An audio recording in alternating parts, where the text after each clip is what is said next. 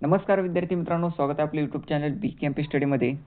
तर विद्यार्थी मित्रांनो, महाराष्ट्र लोकसेवा आयोग म्हणजेच MPSCची जी एक्झाम होणार आहे 11 जानेवारी 2026ला गटकची, तर त्या एक्झामच्या अनुषंगाने उमेदवारांकरिता ठळक सूचना आलेल्या आहेत. कोणकोणत्या दक्षता घ्यायच्या आहेत तर त्याबद्दल सूचना आलेल्या आहेत आयोगाच्या, तर ते आपण पाहणार आहोत. तर ही एक्झाम 11 जानेवारी 2026ला होणार आहे. तर पहा यामध्ये ठळक सूचना कोणकोणत्या आलेल्या आहेत आयोगाच्या.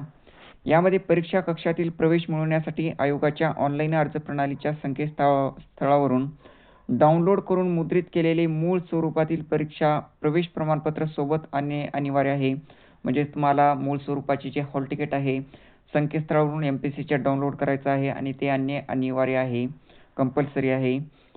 तर उमेदवारांनी आयोगाच्या संकेतस्थळावरील गाईडलाईन्स फॉर एक्झामिनेशन या सदराखाली उपलब्ध असलेल्या महाराष्ट्र लोकसेवा आयोगामार्फत आयोजित परीक्षेच्या वेळी उमेदवारांनी करावयाच्या कारवाईबाबत मार्गदर्शक सूचनांचे काळजीपूर्वक अवलोकन करायचे आहे. तर परीक्षेसाठी विहित परीक्षा उपकेंद्रावर परीक्षा सुरू होण्याच्या वेळेपूर्वी 1.5 तास अगोदर हजर राहणे अनिवार्य असून परीक्षा कक्षातील शेवटच्या प्रवेशासाठी प्रवेश प्रमाणपत्रावर विहित केलेले वेळेनंतर कोणत्याही उमेदवारास प्रवेश अनुज्ञा नाही.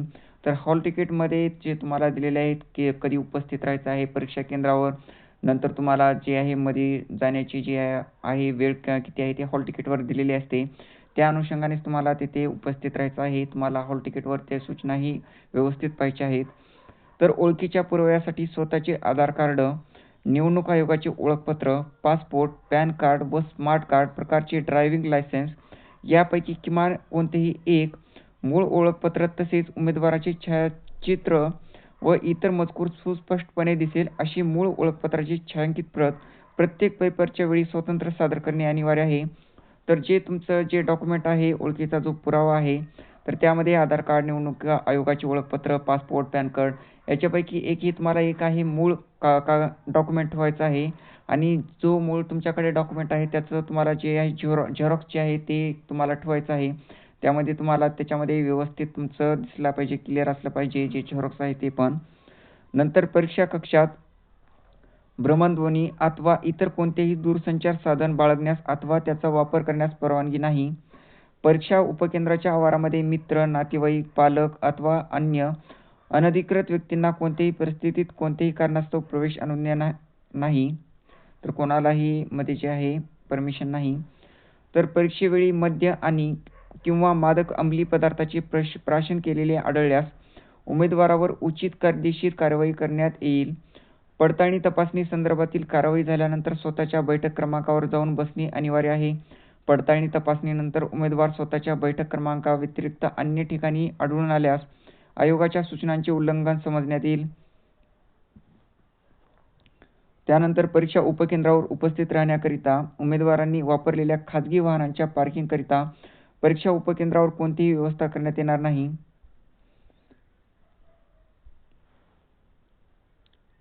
तर परीक्षेवेळी जे आहे नंतर पहा, पडताळणी तपासणी संदर्भातील कारवाई झाल्यानंतर स्वतःच्या बैठक क्रमांकावर जाऊन बसणे हे आपण पाहिलेलं आहे. तर परीक्षा उपकेंद्रावर उपस्थित राहण्याकरिता उमेदवारांनी वापरलेल्या खाजगी वाहनांच्या पार्किंगकरिता कोणती जागा राहणार नाही, व्यवस्था करण्यात येणार नाही. प्रश्नपुस्तिका, उत्तरपत्रिका तसेच प्रवेश प्रमाणपत्रावर दिलेल्या सर्व सूचनांचे काळजीपूर्वक अवलोकन करून तंतोतंत पालन करणे आवश्यक आहे. उत्तरपत्रिकेवर पहा परीक्षेचे नाव, बैठक क्रमांक, संच क्रमांक, विषय संकेतांक इत्यादी तपशील योग्य प्रकारे नमूद करावा. जी तुमची उत्तरपत्रिका आहे त्यामध्ये तुम्हाला व्यवस्थित परीक्षेचे जे नाव आहे ते लिहायचे आहे, बैठक क्रमांक लिहायचा आहे, संच क्रमांक लिहायचा आहे, तर विषय संकेतांक हे लिहायचा आहे, व्यवस्थित तुम्हाला नमूद करायचं आहे. कोणत्याही प्रकारे गैरप्रकार करण्याचा प्रयत्न करीत असल्याचे आढळून आल्यास अथवा आयोगाकडून वेळोवेळी देण्यात येणाऱ्या कोणत्याही सूचनांचे उल्लंघन केल्यास परीक्षेची उमेदवारी रद्द करण्यास संबंधितावर आयोगाच्या स्वेच्छाधिकारानुसार ठराविक कालावधी अथवा कायमस्वरूपी प्रतिरोध म्हणजे डेमरकन तसेच प्रचलित नियम कायद्यातील तरतुदीनुसार कार्यवाही करण्यात येईल.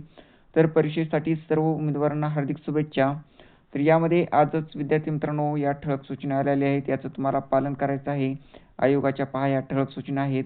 तर यामध्ये तुम्हाला पालन व्यवस्थित करायचं आहे, नीट व्यवस्थित तुम्हाला वाचून जायचं आहे. तर विद्यार्थी मित्रांनो, माहिती जर आवडली असेल तर नक्की एक लाईक करा आणि चॅनलवरती नवीन असाल तर अशाच माहितीसाठी सबस्क्राईब करा. धन्यवाद.